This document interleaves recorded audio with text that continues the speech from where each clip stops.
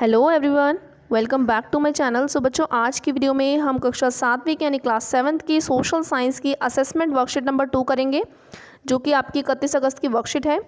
Assessment की worksheet है। So video को स्टार्ट करने से पहले सभी बच्चे प्लीज़ इस वीडियो को लाइक करें।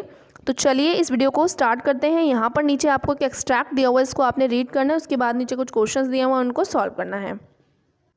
So Delhi first became the capital of a kingdom under the Tomras Rajput, who were defeated in the middle of the 12th century by the Chauhanas, also referred to as Chamnas of Ajmer।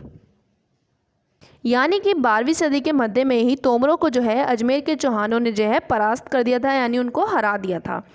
It was under the Tomaras and Chauhanas that Delhi Jains merchant lived in a city and constructed several temples.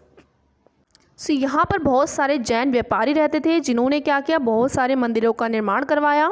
Coins minted here called Dehliwal had a wide circulation. यहाँ पर एक coin बनाए जाते थे जिनका नाम था दिल्लीवाल, जो बहुत ही ज़्यादा प्रचलित थे।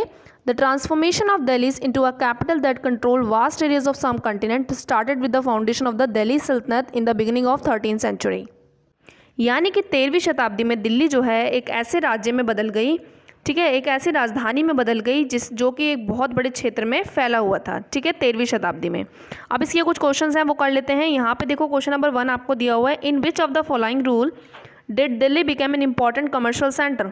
ठीक है, किसके रूल में दिल्ली जो एक बहुत ही बड़ा कमर्शियल सेंटर बन गया था।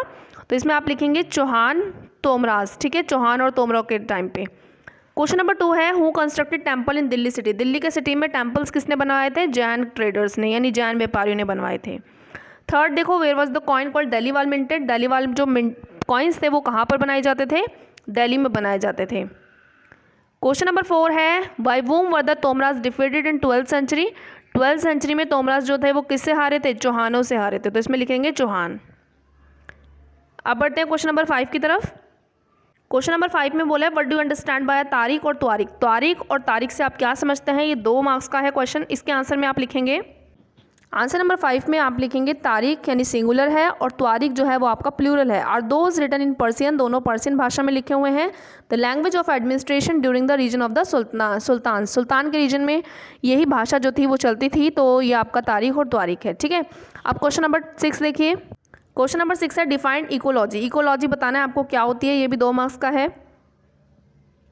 तो इकोलॉजी या इकोसिस्टम एक ही बात है, तो इसमें आप लिखेंगे an ecosystem consist of all the organism and the physical environment which they interact. यानी इकोसिस्टम के अंदर क्या आता है, सारे ऑर्गेनिजम्स आते हैं और पूरा एनवायरनमेंट आता है जिसके अंदर वो क्या करते हैं, इंटरैक्शन करते हैं, ठीक है। तो ये आपका आंसर नंबर 6 हो गया। आप देखते हैं क्वेश्चन नंबर 7। क्वेश्चन नंबर 7 में आपसे बोले, give example of garrison city. Garrison cities के एग्जाम्पल लिखने हैं, तो ये भी आपका 2 मार्क्स का। इसमें आप लिखेंगे बंगाल और सिंध, 2 सिटीज़ के नेम लिखने हैं, 2 मार्क्स का है आंसर नंबर 7, ठीक है। गैरिसन सिटीज़ जो है एक बंगाल है, दूसरा है सिंध। अब बढ़ते हैं क्वेश्चन नंबर 8 की तरफ। क्वेश्चन नंबर 8 में आपसे बोला है, how is the study of तारीख helpful for us.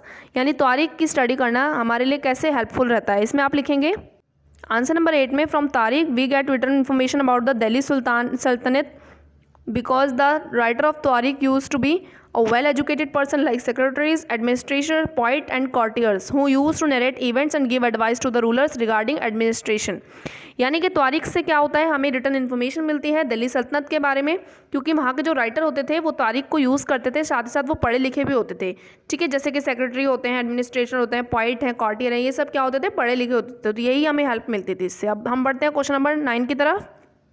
Question number 9 में, mention some sources for the study of history. History को समझने के लिए कौन कौन से सोर्सेज हम यूज़ करते हैं।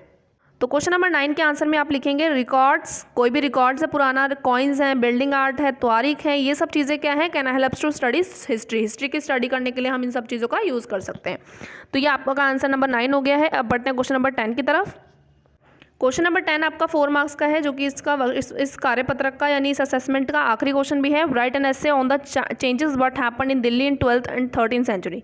12 और 13th सेंचुरी में दिल्ली में क्या क्या चेंजेस आए हैं वो आपको एक एसे के फॉर्म में लिखना है। तो आंसर नंबर 10 में आप लिखेंगे, Delhi first became the capital of a kingdom under the Tomaras Raj